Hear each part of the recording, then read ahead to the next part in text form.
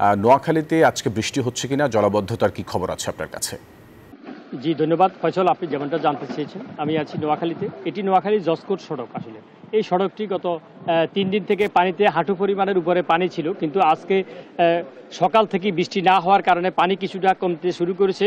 তবে এখানে পানি কমলেও কিন্তু মানুষের দুর্ভোগ কমেনি। আমি আপনাকে যদি দেখাই, এখনও কিন্তু এই সড়কে কোথাও কোথাও হাঁটু পরিমাণ বা কোথাও কম, এখনও অনেকগুলো ব্যবসা প্রতিষ্ঠান এখনও বন্ধ আছে এবং মানুষ এখনও তারা দুর্ভোগের আসলে শেষ নাই।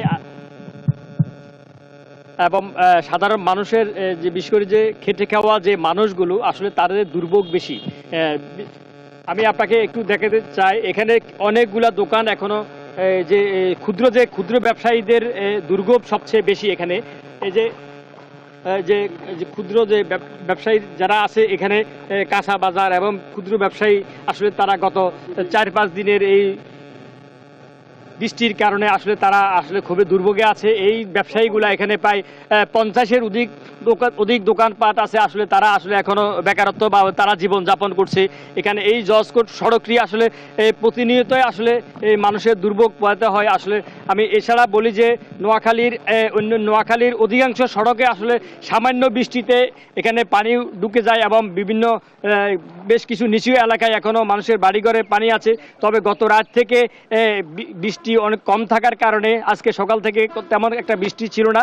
বৃষ্টি না থাকার কারণে, হয়তো সকাল থেকে বৃষ্টির কারণে পানি কিছুটা কমতে শুরু করেছে। তবে আসলে সব মিলে আমি যদি বলি আপনাকে, এই জলাবদ্ধতা একমাত্র হলো দখল এবং দূষণের কারণে।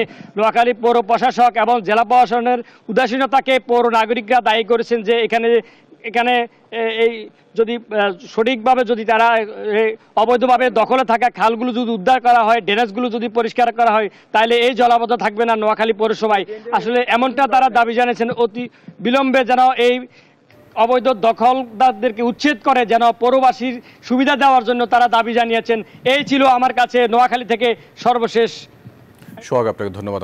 বান্ডেল থাকলে প্রতি সেনমানিতে টাকা বাঁচবে। বিকাশ সেনমানি বান্ডেল কিনে জিতুন প্রতি লেনদেনে।